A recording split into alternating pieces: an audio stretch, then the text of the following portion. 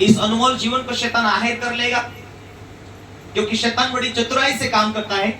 इसीलिए कलीसिया को पास्टर कहता है, डांटते हुए, समझाते हुए कहता कि भटकना नहीं चाहिए। इसलिए तुम संगति किया करो, प्रार्थनाएं किया करो, प्रभु भोज विधि लिया करो, ताकि शैतान तुम्हारे ऊपर प्रभाव ना डाल सके, तुम्हें गिरा ना सके। इसलिए वो बार बार तुम्हें सलाह देता है। नौमी अपने आत्मिक अगुओं की सलाह ना लेने के कारण वो पराये देश में चले जाते, जहां यहोवा मना करता है, और उनके जीवन में शैतान आकर उसके पति को खत्म कर देता, उसके दोनों बेटों को खत्म कर देता। फिर कंगाल खाली हाथ वो अपने देश में चले जाते। हालेलुया। नौमी आ गई, नौमी आ गई कहते तो सारा शहर, सारा देश, उन्हें शहर के लोग, इटाल के लोग देखने के लिए आते। उसने कहा, मुझे नौमी मत कहो, मुझे मारा कहो, क्योंकि मैं भरी पूरी चले गए थे पर खाली हाथे आई। इसका मतलब सब कुछ वो लेके गई थी, लेकिन जब लौटी तो कैसे आई? वो कंगाल होकर आई। हालेलुया। आज बंधन है, आज बीमारी है, आज कोई ना कोई श्राप लोगों के जीवन में काम कर रहे, कोई ना कोई बंधन है जो उनके जीवन में दिखाई दे रही। तो उन्हें आराधना की जरूरत, प्रार्थना की जरूरत, वचन की जरूरत, आगे बढ़ने की जरूरत होती है, क्योंकि आगे बढ़ेंगे परमेश्वर की सामर्थ्य उन्हें छुएगी, बंधनों से आजाद होंगे, उनके पीढ़ी दर पीढ़ी जो श्राप उनके परिवार में काम करे वो खत्म होंगे। वचनों के द्वारा तुम परमेश्वर का भय मानते हुए आगे बढ़ोगे तो तुम्हारी सफलता होगी। Hallelujah, hallelujah. कहता है, लिखा है यशायाह हमें 26 उसके 3 में, जिनका मन तुझ में धीरज धरे हुए है उसकी तू पूर्ण मन से रक्षा करता है।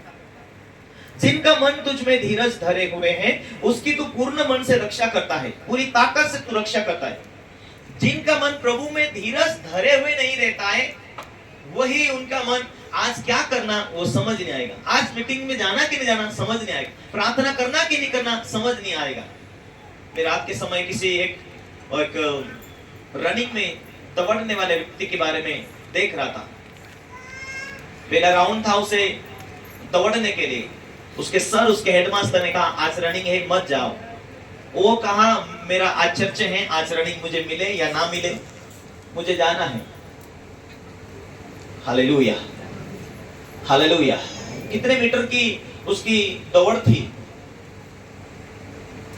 तो उसने जाने के लिए उसने मना किया, आज संडे है, मैं कोई भी हालत में चाहे मुझे जीत मिले या ना मिले, मैं संडे के दिन में चर्च अटेंड करता हूँ, मैं मुझे मीटिंग में जाना है, मुझे प्रभु का आराधना करनी, प्रभु के अनुग्रह से मैं यहाँ तक पहुंचा हूँ। वो हर समय एक दूसरा तीसरा को उसने कहा कि मुझे आज रनिंग में नहीं भी आऊंगा तो भी मुझे चलेगा।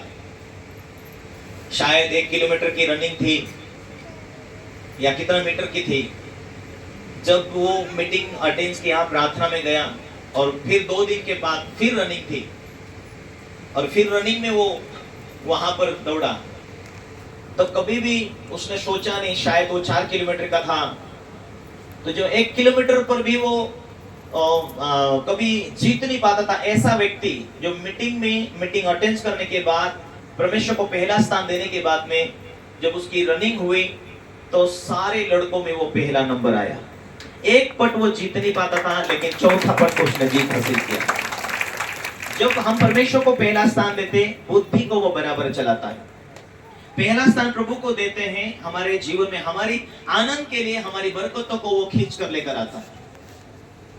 आज लोग अपने अपने मन से जीते हैं, मन से बुद्धिमान बनते हैं कि नहीं अपने हिसाब से जियो, अपने हिसाब से सब कुछ चलाओ, परमेश्वर का डर नहीं मानते। लेकिन कुछ सालों के बाद आगे जाकर असफलता आती, आगे जाकर लज्जा आती, आगे जाकर हार आती, तब दुनिया कहती तू तो प्रभु के लोग हैं, तुम तो यीशु वाले हैं, तुम्हारे जीवन में ये समस्या क्यों, तुम्हारे जीवन में ये बीमारी क्यों, तुम्हारे जीवन में ये नाकामी क्यों, तुम्हारे जीवन में रोना धोना क्यों है, तुम्हारे जीवन में ये निराशा क्यों है।